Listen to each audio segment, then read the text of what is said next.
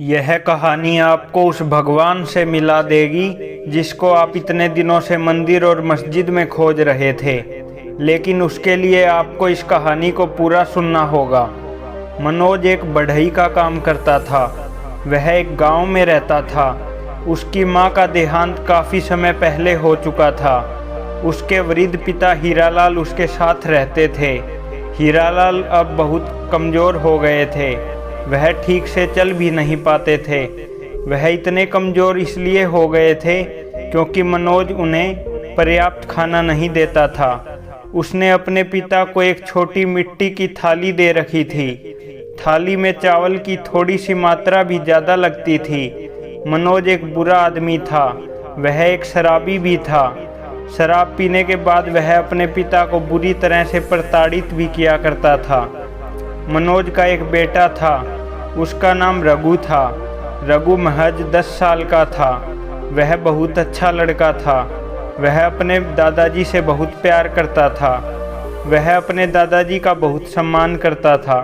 उसे अपने पिता का रवैया और चरित्र पसंद नहीं था क्योंकि उसके पिता उसके दादाजी के साथ क्रूर व्यवहार करते थे। एक दिन हीरालाल मिट्टी की थाली में खाना खा रहे थे जो उनके बेटे ने उन्हें दी थी। मिट्टी की थाली नीचे गिर गई। थाली के टुकड़े टुकड़े हो गए। खाना भी फर्श पर गिर गया।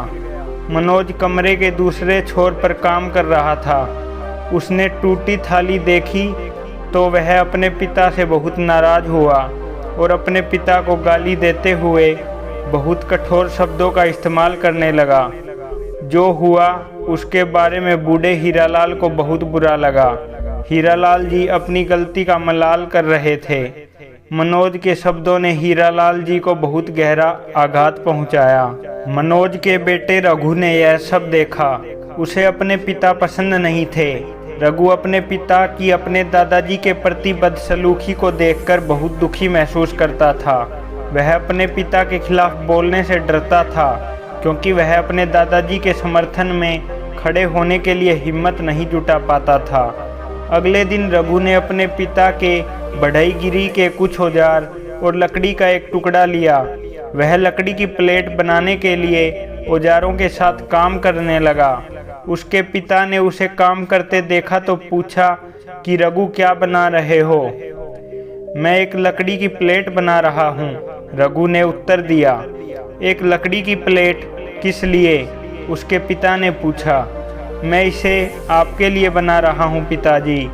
जब आप बूढ़े हो जाओगे मेरे दादाजी की तरह तो आपको खाने के लिए एक थाली की ज़रूरत होगी। मिट्टी से बनी थाली बड़ी आसानी से टूट जाती है। मुझे आपको मिट्टी की प्लेट टूटने पर डांटना ना पड़े इसलिए मैं ये लकड़ी की प्लेट बना रहा हूँ। यह इतनी आसानी से नहीं टूटेगी। यह सुनकर मनोज चौंक गया। अब उसे अपनी गलती का एहसास हुआ। उसके पिता हीरालाल मनोज के प्रति बहुत दयालु थे। उन्होंने मनोज की बहुत अच्छी तरह से देखभाल की थी। अब जब हीरालाल बूढ़े हो गए थे तो मनोज अपने पिता के खिलाफ इतना बुरा व्यवहार कर रहा था। अब रघु ने अपने पिता मनोज की आंखें खोल दी थी। मनोज अपने व्यवहार से बहुत दुखी था। उसे अपनी गलतियों का एहसास हो गया था। उस दिन से मनोज ने अपने पिता के साथ बहुत आदर का व्यवहार किया। उसने शराब पीना भी छोड़ दिया। इस प्रकार मनोज ने अपने ही बेटे से जिंदगी का बहुत बड़ा सबक सीखा। मोरल ऑफ द स्टोरी, आपको हर समय अपने माता पिता का सम्मान करना चाहिए। यह आपका कर्तव्य है। यह आपको उनके उस आशीर्वाद को पाने के काबिल बनाता है जिसकी ताकत का अंदाज़ा लगाना भी मुश्किल है। माता पिता से बढ़कर जग में कोई भगवान नहीं। चुका पाए जो इनका ऋण इतना बड़ा कोई धनवान नहीं। माता पिता ही धरती के भगवान हैं। जो इनकी पूजा करे वही इंसान है। मांगते तो रोज़ हैं ईश्वर से हम सब कुछ, पर बिन मांगे ही हमारे आजन्म तक ये वरदान हैं। माँ बाप का दिल जीत लो, कामयाब हो जाओगे, वरना सारी दुनिया जीतकर भी तुम हार जाओगे। बंद किस्मत के लिए कोई ताली नहीं होती। सूखी उम्मीदों की कोई डाली नहीं होती। जो झुक जाए माँ बाप के चरणों में उसकी झोली कभी खाली नहीं होती। बाजार में मिल जाता है सब कुछ मगर माँ जैसी जन्नत और बाप जैसा साया नहीं होता। इन दो चीज़ों का अंदाज़ा आप कभी नहीं लगा सकते। एक है माँ की ममता और दूसरी है पिता की समता। जिस दिन तुम्हारे कारण माँ बाप की आंखों में आंसू आते हैं, याद रखना उस दिन तुम्हारा किया सारा धर्म कर्म आंसुओं में बह जाता है। करो दिल से सजदा तो इबादत बनेगी, माँ बाप की सेवा अमानत बनेगी।